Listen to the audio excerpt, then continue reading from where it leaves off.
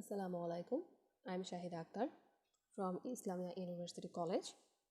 Hope you are well. Today I am going to take your international business course. Now we start our class. Today I am discuss about the issues of international trade. In this chapter, first of all we have to know the Bretton Woods Agreement. Bretton Woods Agreement is an agreement which was established in 1944. প্রথমে আমাদেরকে জানতে হবে Bretton Woods এগ্রিমেন্টটা আসলে কেন করা হয়েছে। যদি আমরা পেছনের দিকে ফিরে তাকাই তখন আমরা দেখতে পাই before 1944 or the time of the second world war তখন গোল্ডকে কী করা হতো স্ট্যান্ডার্ড হিসাবে বেসিস করে ট্রানজ্যাকশনগুলো করা হতো। দ্যাট মিনস আপনি গোল্ডের এক্সচেঞ্জে গুডস সার্ভিসেসগুলো কী করতেন এক্সচেঞ্জ করতেন। তো ওই গোল্ডকে স্ট্যান্ডার্ড হিসেবে ধরার ফলে মোস্ট অফ দ্য কান্ট্রিজ কী করে প্রবলেম ফেস করতে থাকে। তারা তাদের ইকোনমিক ক্ষেত্রে, তাদের কারেন্সি ক্ষেত্রে, তাদের এক্সচেঞ্জের ক্ষেত্রে, তাদের ট্রানজ্যাকশনের ক্ষেত্রে তাদের বিভিন্ন ধরনের প্রবলেম ফেস করতে থাকে। অনেক জায়গায় হাইপার ইনফ্লেশনও দেখা যায়।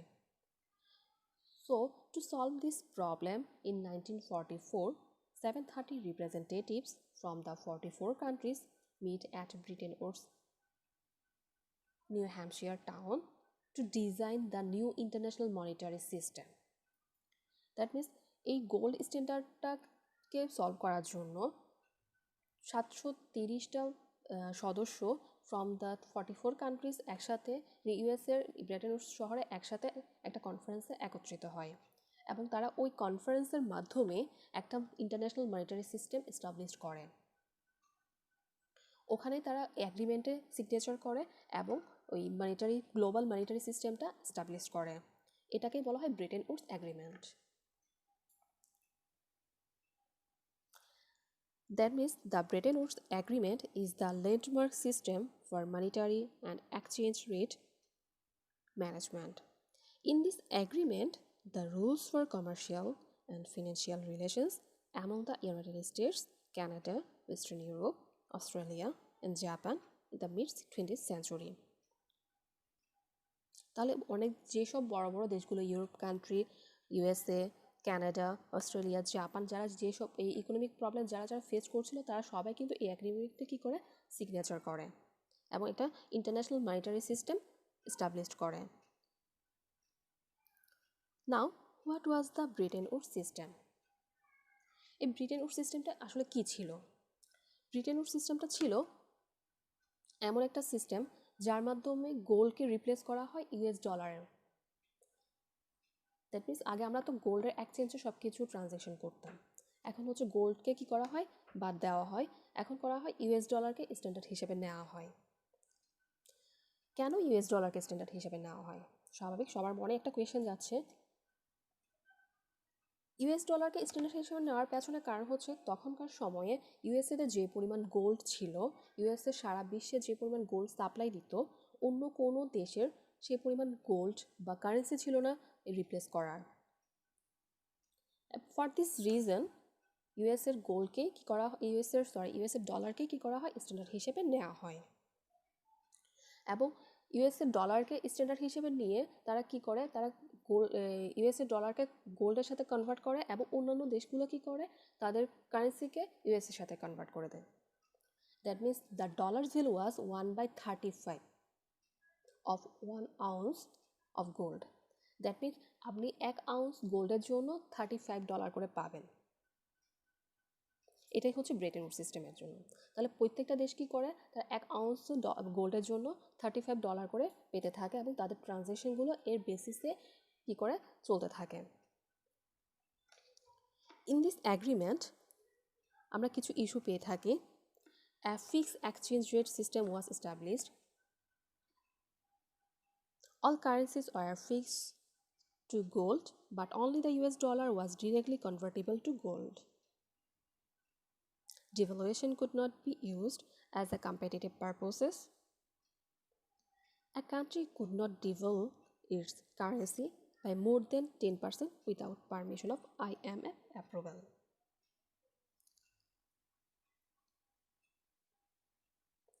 Advantages. আমরা এই অ্যাগ্রিমেন্টটা ক্রিয়েট হওয়ার ফলে কিছু অ্যাডভান্টেজেস পেয়ে থাকি। আমরা মেনলি দুইটা অ্যাডভান্টেজেস পেয়ে থাকি যা আমরা এখনও পর্যন্ত ভোগ করছি।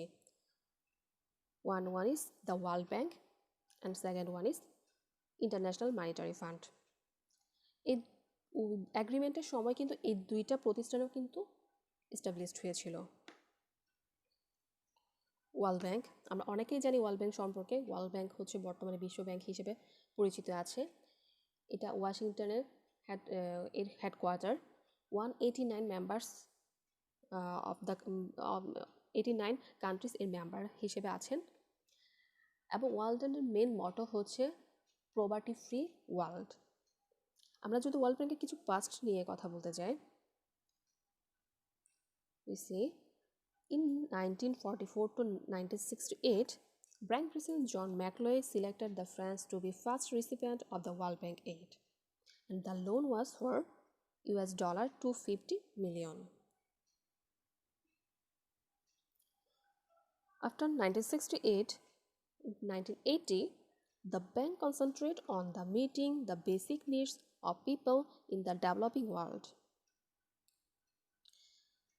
And the size and number of the loans of borrowers was directly increased as the loan targets expanded from infrastructure into social service and other sectors. And last one is, initially was called the International Bank for Reconstruction and Development. Now it's called the World Bank Group. Now, working groups of the World Bank. World ব্যাংকের 5টা working groups রয়েছে: IVRT, IDA, IFC, MIGA, ICSID. IVRT হচ্ছে international bank for reconstruction and development. এরা 1946 সাল থেকে তাদের কার্যক্রম শুরু করে। এরা নর্মালি মধ্যম আয়ের দেশ এবং দরিদ্র দেশগুলোকে ঋণ ও আর্থিক সহায়তা প্রদান করে থাকে। IDN, ইন্টারন্যাশনাল ডেভেলপমেন্ট অ্যাসোসিয়েশন, এরা নর্মালি সহজ শর্তে দীর্ঘমেয়াদী ঋণ প্রদান করে থাকে। ফর দিস রিজন তাদেরকে সফট লোন উইন্ডো বলা হয়ে থাকে। IFC, ইন্টারন্যাশনাল ফাইন্যান্স কর্পোরেশন, এরা নর্মালি ডেভেলপিং কান্ট্রিজদের জন্য কাজ করে থাকে। এরা বেসরকারি খাতে ইনভেস্ট করে থাকে এবং বেসরকারি খাতে ইনভেস্ট ইনক্রিজ করার জন্য কাজ করে থাকে। MIGA, multilateral investment guarantee agency, এটা 1988 সাল থেকে কাজ শুরু করে এবং ওরা নর্মালি বৈদেশিক বিনিয়োগ বৃদ্ধি এবং ওটা আরও কীভাবে অ্যাট্রাকটিভ করা যায় তার জন্য কাজ করে থাকে। And last one is ICSID, international centre for settlement of investment disputes. আমরা এর মাধ্যমে বুঝতে পারছি এরা নর্মালি সেটেলমেন্ট নিয়ে কাজ করে থাকে। দ্যাট মিনস ইনভেস্টের সময় যদি কোনো প্রবলেমস দেখা যায় ওই প্রবলেমগুলো সলভ করার জন্য এরা কাজ করে থাকে। Now we talk about the IMF, International Monetary Fund. International Monetary Fund Bretton Woods এগ্রিমেন্টের মাধ্যমে এস্টাবলিশড হয়ে থাকে in 1944, কিন্তু এটা কাজ শুরু করে থাকে নর্মালি 1947 সাল বা 1945 সালের দিকে। বর্তমানে ক্রিস্টিনা লাগার্দ ওনার ব্যবস্থাপনা পরিচালক হিসাবে এটার দায়িত্ব পালন করছেন। IMF নর্মালি কী করে থাকে? IMF নর্মালি মেন কাজটা হচ্ছে তাদের মুদ্রা বিনিময় হারটা স্থিতিশীল রাখা। দ্যাট মিনস মানিটারি সিস্টেমটা স্টেবলে রাখা। স্বাভাবিকভাবে আমরা যখন ইউএস ডলারটা দেখি, ইউএস ডলারে কী হয়, এখন তো মার্কেট সিচুয়েশনের উপর ছেড়ে দেওয়া হয়েছে, মানে মাঝে মাঝে ডিক্লাইন করে, মাঝে মাঝে আবার ইনক্রিজ করে থাকে। এটার স্টেবল রাখার জন্যই কী করে থাকে, IMFটা কাজ করে থাকে। আমরা যদি IMF-এর কিছু ফাংশন দেখি, the functions of IMF: determining rate of exchange by every country,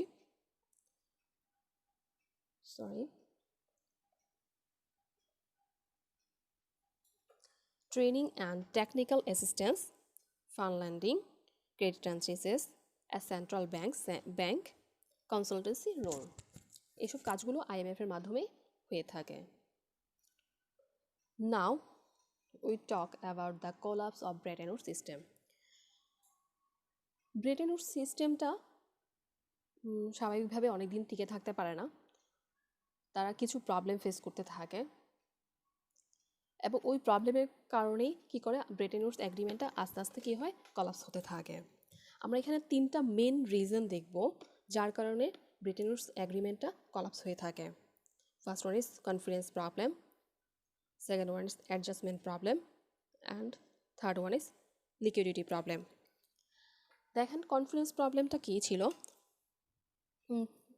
confidence প্রবলেমটা ছিল তখনকার সময়ে যে ট্রানজ্যাকশনগুলো করা হতো তখনগুলো প্রত্যেকটা দেশে কি করা হতো, ইউএসের সাথে ইউএস ডলারের সাথে তাদের কারেন্সিগুলো কনভার্ট করতো। তখনকার দেশের যে বিওপি ছিল, দ্যাট মিনস হচ্ছে ব্যালেন্স অফ পেমেন্ট। এটা কি বলে দিই আমি আগে থেকে। ব্যালেন্স অফ পেমেন্ট হচ্ছে একটা দেশে যে ট্রানজ্যাকশন হয় সেটার সাথে অন্যান্য দেশের রেস্ট অফ দ্য ওয়ার্ল্ড তাদের কি ট্রানজ্যাকশন হচ্ছে তাদের ব্যালেন্স করা, মানে আমার কান্ট্রির সাথে অন্য রেস্ট অফ দ্য ওয়ার্ল্ডের কান্ট্রির ট্রানজ্যাকশনগুলোকে ব্যালেন্স করা হচ্ছে বিওপি। তো স্বাভাবিকভাবে যখন ইউএস ডলারের সাথে প্রত্যেকটা দেশের কারেন্সিকে কনভার্ট করা হয় তাহলে কি দেখা যায় কিছু দেশের বিওপিটা সারপ্লাস হতে থাকে এবং কিছু দেশের বিওপি ডিক্লাইন হতে থাকে, যার ফলে অনেককে ইকোনমিক থেকে অনেক বেশি এগিয়ে যায় এবং অনেকে ইকোনমিক ক্ষেত্রে অনেক পিছিয়ে যায়। তো ইউএসের মেনলি এই কনফারেন্স প্রবলেমটা কিন্তু ইউএসও দেখা দিয়েছিল, যেহেতু ওদের ইউএস ডলারের সাথে অন্যান্য দেশের কারেন্সিগুলো কনভার্ট করা হয়েছিল এবং তাদের ইউএসএ ডলারকে বেস হিসেবে ধরা হতো।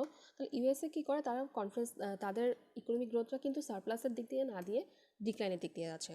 তাহলে কী হয়, তারা তাদের কনফিডেন্স লেভেলটা হারিয়ে ফেলে। সেমভাবে অনেকগুলো কান্ট্রি কিন্তু তাদের কনফিডেন্স লেভেলটা হারিয়ে ফেলে যখন তাদের ইকোনমিকটা ডিক্লাইন হতে থাকে। এর ফলেই 1970 থেকে 1973 সালের মধ্যে কিন্তু নর্মালি ব্রিটেন উডস এগ্রিমেন্ট সিস্টেমটা ডিক্লাইন হয়ে ব্রেকডাউন বা কলাপস হয়ে থাকে। এই কনফারেন্স প্রবলেমের জন্যই কিন্তু ইউএসএ কী করে, তাদের এই ব্রিটেন উডস সিস্টেমটা থেকে বেরিয়ে আসে এবং সেটাকে ব্রেকডাউন করে ফেলে।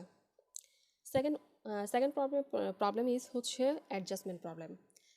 স্বাভাবিকভাবে বিওপি তখন মেনটেন করার জন্য বা কোনো সফটওয়্যার ছিল না, কোনো এজেন্সি ছিল না, তাহলে প্রত্যেকটা দেশে তাদের বিওপিটা ঠিকভাবে ডিফাইন করতে পারছিল না। তাহলে একটা দেশের সাথে আরেকটা দেশের বিওপি যেহেতু অ্যাডজাস্ট হচ্ছে না, সেমভাবে ইউএসের সাথে অন্যান্য দেশের কারেন্সিগুলো কি হচ্ছে না, অ্যাডজাস্ট হচ্ছে না। এই অ্যাডজাস্টমেন্টের প্রবলেমের জন্যই কিন্তু শেষ পর্যন্ত ব্রিটেন উডস সিস্টেমটা কোলাপস করে। And the last one is liquidity problem, one of the most important problem. স্বাভাবিকভাবে একটা ফিক্সড রেট কিন্তু তখন সেট আপ করে দেওয়া হয়েছিল ইউএসএ ডলারের জন্য। আপনি 1 আউন্স গোল্ডের জন্য $35 পে করবেন, এটা কিন্তু ফিক্সড ছিল, এটাতে কোনো ফ্লেক্সিবিলিটি ছিল না। বর্তমানে কিন্তু এটা ফ্লেক্সিবিলিটি রয়েছে।